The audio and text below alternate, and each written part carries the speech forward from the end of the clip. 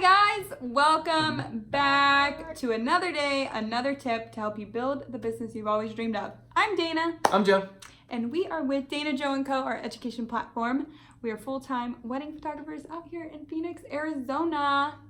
Helping you build your business one simple video at a time. Yep, and if you are in our free Facebook Booking Lab group, drop us a comment, let us know how this video is going to help you or any aha moments you might have had. And if you are on YouTube, make sure you subscribe or like this video so you do not miss another one. Woo-woo. What are we talking about today? So today we're going to be talking about something that is very, very important, especially when it comes to your marketing, is client pain points. Now, if you are selling a product or in a service, you must know your client's pain points because that's the only way they are going to pay you. The only reason that you pay someone is either for an increase in pleasure or for a solution to pain. That is the key to sales. So we are in the business of solving problems, guys. So I'm gonna be mute through this, and we're just gonna let him talk. This is more like my bread and butter. I get excited about this stuff because I do a lot of the marketing. Yes, he turns Dana's on the more podcast, and I'm like, oh, that's interesting. Dana's more like client relations. I'm more branding, and let's just have fun. But this is really important, and I think this is the key that people are missing to have a successful business. Yeah. So if you're wondering, how do I position myself? How do I make myself different? How do I talk to my clients? What do I do? What's going on? A lot of times what I've seen, with businesses is they're trying to push their product, they're trying to push their solution, but they have no idea what kind of issues their clients are facing. They think they know, but they're not. So no idea. if you guys, if you ever see a business that's struggling with sales or just struggling to thrive, a lot of time the solution that they're providing, there's a disconnect between them and what their target audience is, right? Yes. So one of the most popular books that in the recent years that everyone talks about and everyone, always recommends is Story Brand.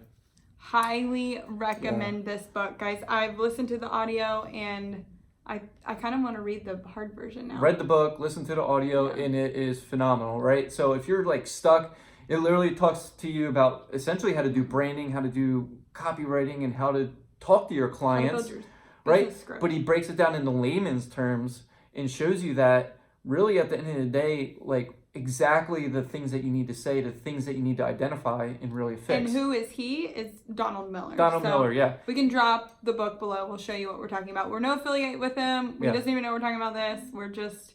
He has a book, a YouTube channel where he does simple business tips every day, kind of similar to what we're doing for you guys. He's connected with Tailwind and he's done some stuff for Instagram. Yeah, it's completely changed. I mean, it's just phenomenal the way he lays it out. His mind is just, woof. What he does is, in the book, he talks about everyone has three things that you need to identify in order for you to have a good marketing message. And the way that he explains it is everyone has an external problem, an internal problem, and then a philosophical problem. So when you're sitting down and I'm a wedding photographer, I'm like, okay, when I talk to clients, what is their external issue? Well, the external issue is I'm having a wedding and I need to have a photographer there. Otherwise, I'm not going to have wedding photos. Yep. So there's an external issue. Internal issue. I want a photographer, but photographers are kind of expensive. I don't know if I have the amount of money to hire the type of photographer that I want. So they need a photographer, right? But they also don't have maybe they don't have the money to invest, right? So that's an internal issue. This is just one example. There's a million of these that you do. Yeah, we're keeping it simple. Finally, the philosophical is I want my children or my future family to be able to see my wedding photos 10, 15 years from now, and we relive that day and tell the story of how their parents got together and how we had such a beautiful wedding. Or I want to be able to look back 10, 15 years from now and feel all the emotions I did on that day, right? So there's the philosophical issue. So now that you know these things, right, what you're going to start doing is you're going to sit down and you're going to create your marketing message, and you're going to, when you're talking to the clients, right, what you're trying to do is uncover and dig up those issues. So that's just one person. Those can change across the board depending on who you're talking to as your client. And the way that you do that is by asking intentional questions. So it's like, okay, why did you meet with us today? what have you researched other photographers? What do you envision on your wedding day? And what you're going to start to find is, well, you know, I wanted to meet with you guys because it's really important for me to have a husband and wife team. Yeah. I met with you guys because it's really important because I can see that you guys value photos and that you offer albums, and an album is really important to me, right? So now it doesn't matter what the heck I offer, right? Well, it matters what I offer. Yeah, it matters. It matters what I offer, but my typical sales pitch wouldn't be, well, we do all this for you. Yeah. It's they're meeting with us. Well, yeah, we're a husband and wife team. We've been working with each other for 7 years. We're going to take the things that are important to them and we're going to amplify them. So it's like, husband, wife team, 7 years, you don't have to worry about us. We know exactly where we're going to be at all times. We work great together, so on and so forth. Yes, we offer, you know, heirloom albums that you can depend on lasting for the next 100 years in your life. They're beautiful, they're lay flat, they're high quality. All of our couples have loved them. You get to pick what goes in your album, right? So instead of me talking about all these other things, which they don't even care about, exactly, right? I was able to identify their pain points early on, like during that consultation, and then I can say, okay, we offer that. How do I talk to them about that?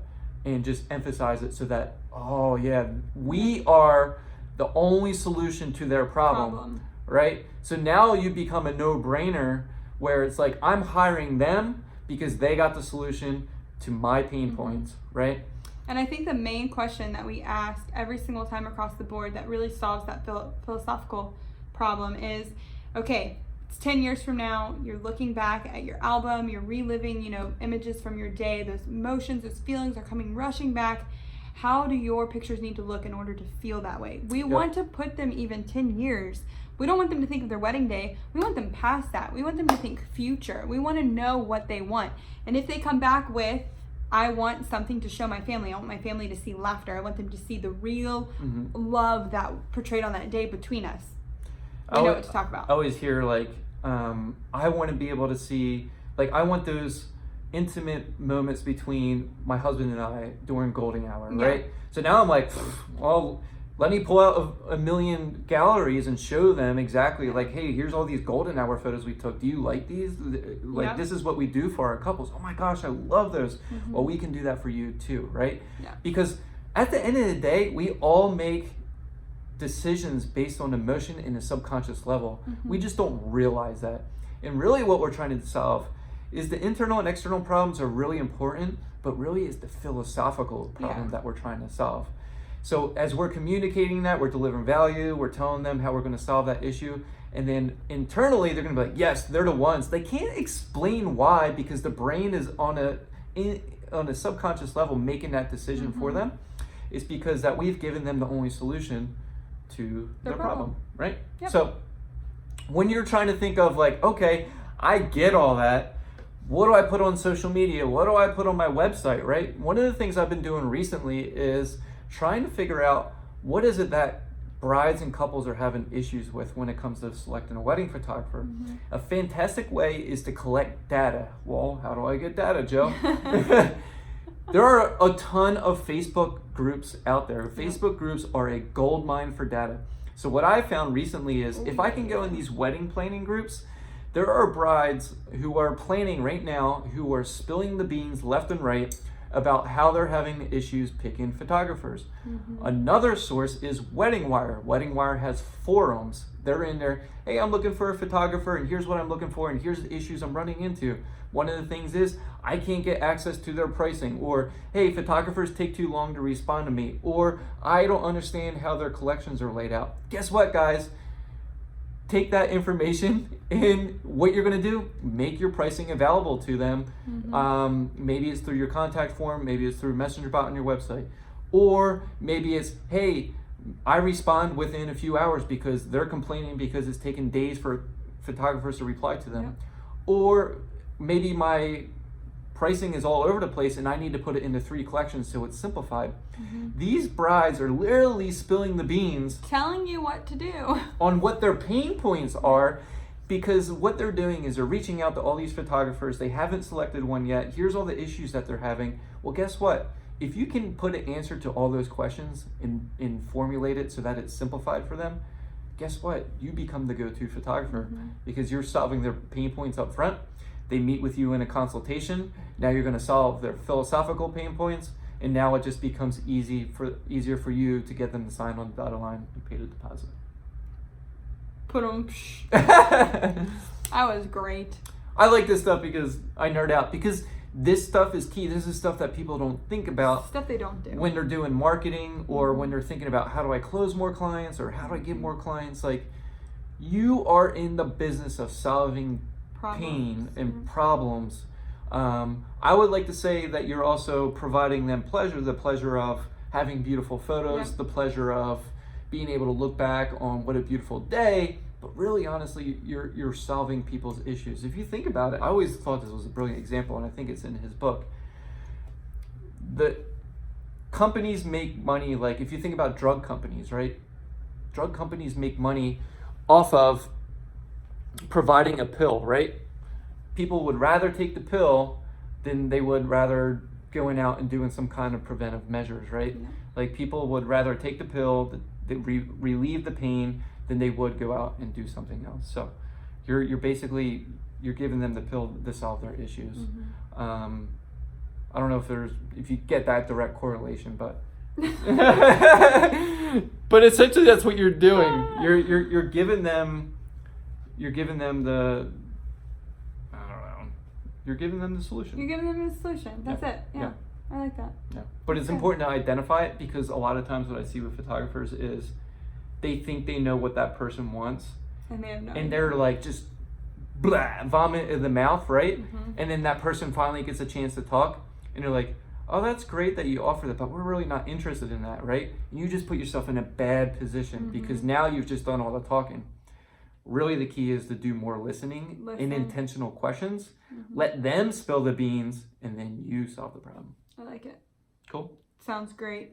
Cool. I just nerded out. He did. He got really excited. Awesome. Now that my brain is fried. No, I'm kidding. That was good. It's a good book, you guys. If you're on YouTube, like and subscribe. If you are in our Facebook group, guys, have you ever thought about this before? Like, I want to know. Like, comment below. Like, whoa. Like, what was your aha moment? Yeah. Are you doing this in your business? How are you going about doing this? How are you incorporating it in your marketing, your consultations, things like that? Let us know, and happy to help. Give us a like, give us a subscribe, and we'll see you in the next video. Bye, guys. Bye.